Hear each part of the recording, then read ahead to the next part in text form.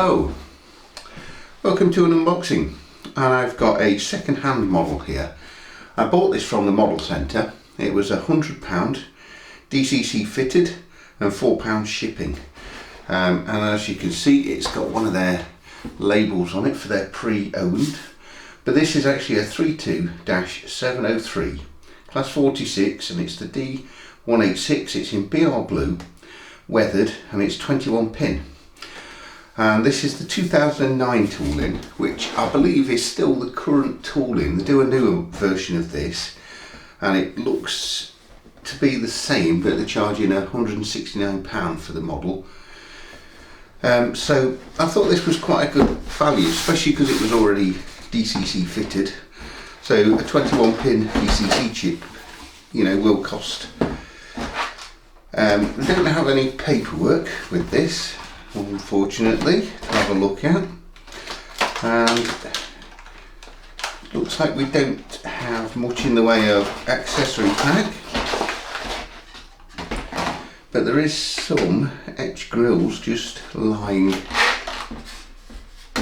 in the packaging there. So let's ooh, that is a very heavy logo. Let's get this out. Sorry about the noise there. You just sort of slammed it on the table, but yeah, this is actually quite nice. I know it's the factory weathered one, so the factory weathering is just a little bit of an airbrush that they've just done that with. It's not really great weathering, but yeah, I mean, I do actually really like these peaks. So the class 46, you know, referred to as peaks as well. So, and I saw a lot of these in my youth, and also a lot of the earlier peaks as well, with the 44s, 45s, and then the 46s. So, but I think we've got quite a bit of detail on this. We don't have the detailing pack, so we can't do the detailing on the buffers. But from what I can see, it's got all the lighting pack on there. So yeah, let's see what this actually looks like up close. And there we have the class 46 up close. So let's get in for a really good view. Let's see what the quality of this second-hand model is like, and see if there's any damage.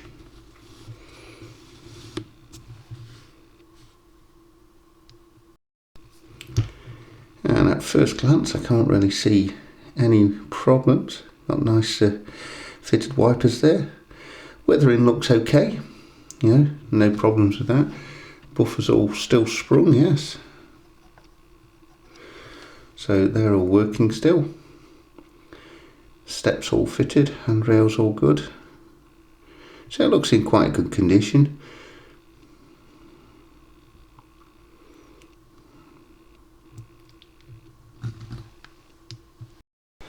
Now we do get a driver fitted with these models, so we'll have a look at the interior of that shortly.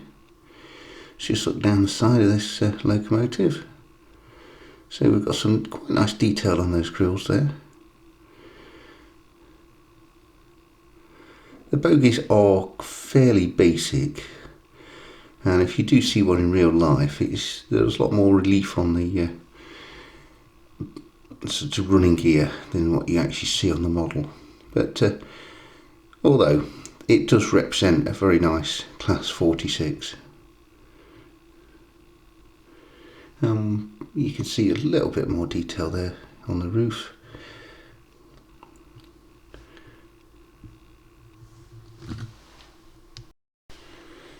And you can see the driver in the cab there, but it's not the best view that I can get.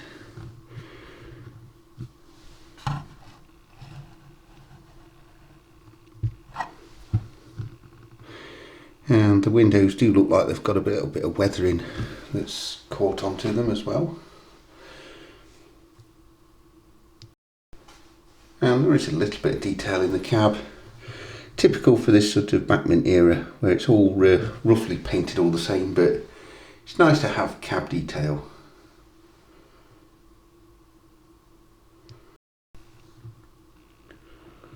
Just a closer look at this bogey detail. So you do have some quite nice printing, yeah, well, quite nice moulding I should say, with the leaf springs on the axle boxes.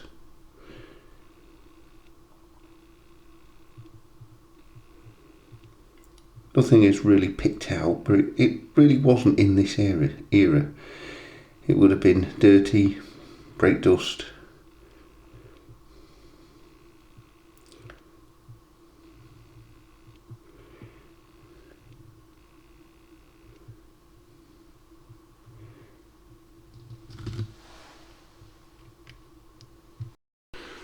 And just having a look at that roof detail, you see the exhaust port there, a bit of weathering around it. I've also got the fan grille there with all the weathering around it. Let's zoom in a little bit closer. And it's hard to see the fan behind there because it's all weathered in at the same sort of colour.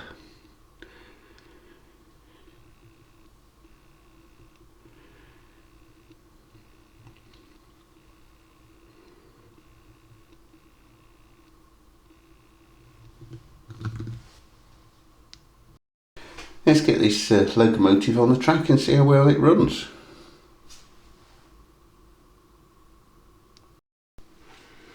Right, I've got my DCC controller ready. I did notice on the box it says 0186, and I was just wondering, has the DCC controller, DCC chip been reset by TMCC? So I'm going to actually test it on locomotive address number 3. So I've just set that up now to number 3, so hopefully that will work. So let's yeah, oh, it jumped into life a little bit there. Maybe the CV settings need a little bit of modification now since it's been reset, I guess, or I'm just accelerating a lot really too quickly. But yeah, I mean, it's all working. Do I get lights? Let me just check. And I've turned the lights on, but I don't seem to be getting any lights. I read the spec of this model, it did say it comes with a lighting pack, so I'll have to have a look or just check in the dark, see if they're coming on. Now I'm going to give it a run over the points, make sure everything runs fine, going over set track points. So let's back up over these.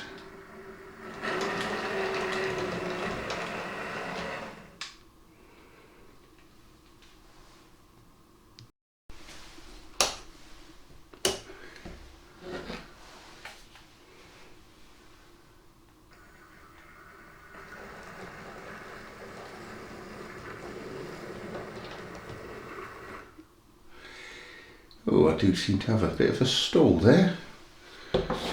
Let me have a look at that.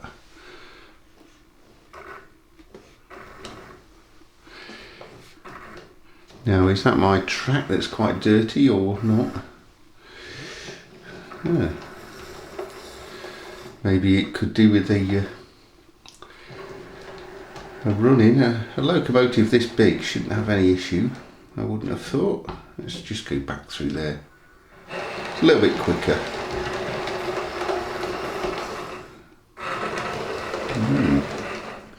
No, it is getting a stall over there.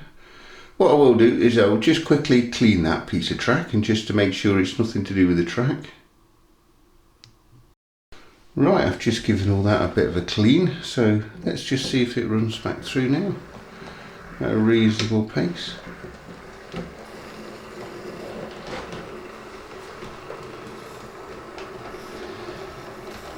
Okay, it could have been my dirty track work.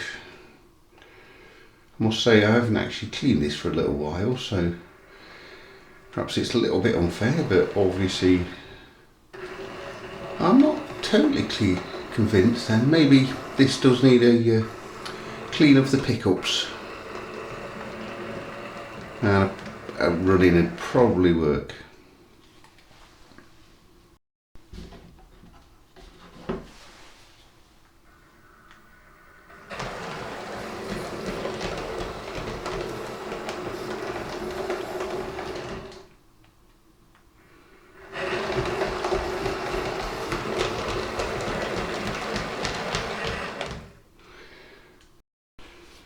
Now I'm just interested to see how well this will crawl. Obviously I've not run it in or cleaned any of the pickups, but let's just put it onto the first speed step. And I'm just using 128. And we were moving and then we've stopped. So I'll just move it up to the second speed step. And that's okay. Let's just try it the other way.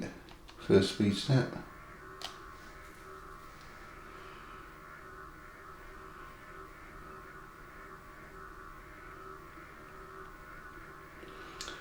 And it's sort of crawling with a little bit of a jerk.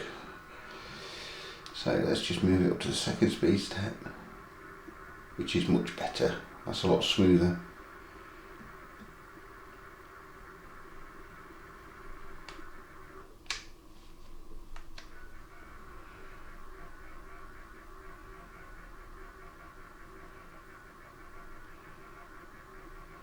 Seems to be working better now in that direction on the first speed step.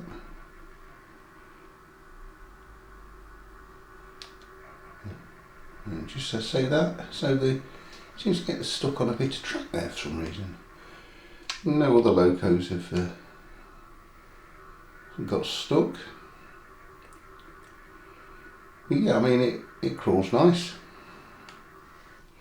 I do think with a little bit of a clean on all the pickups, this will be a really lovely runner. I did think, I wondered how much this weighed, because it does actually feel a really heavy locomotive when you're lifting it up.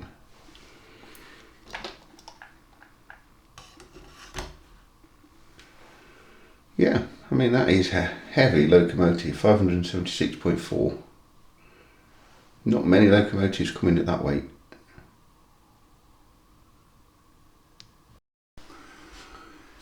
So there we have the Class 46, and it runs okay. Obviously it could do with a good service, I think, or a good clean of all the pickups.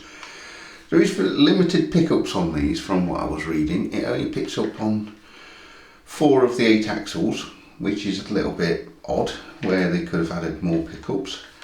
I would have expected at least 6 pickups on each axle, and maybe these sort of guide wheels at the front, you know, wouldn't have had the extra pickups, but there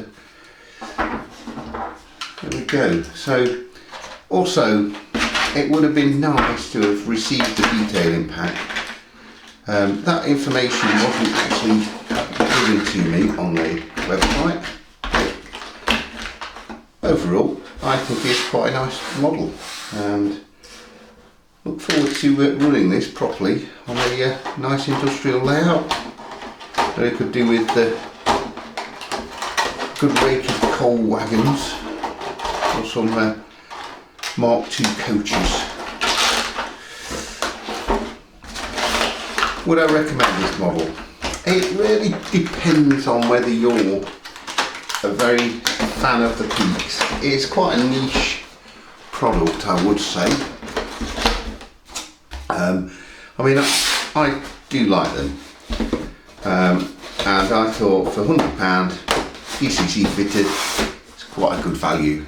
So that's the reason why I really purchased it. It's one of my favourite locomotives in the diesel. So yes, if you're a fan of peaks, I would have a look out for one of these. They're good value. I think the Model Centre's got another one for £100 at the moment as well, so might be worth having a look at on their site.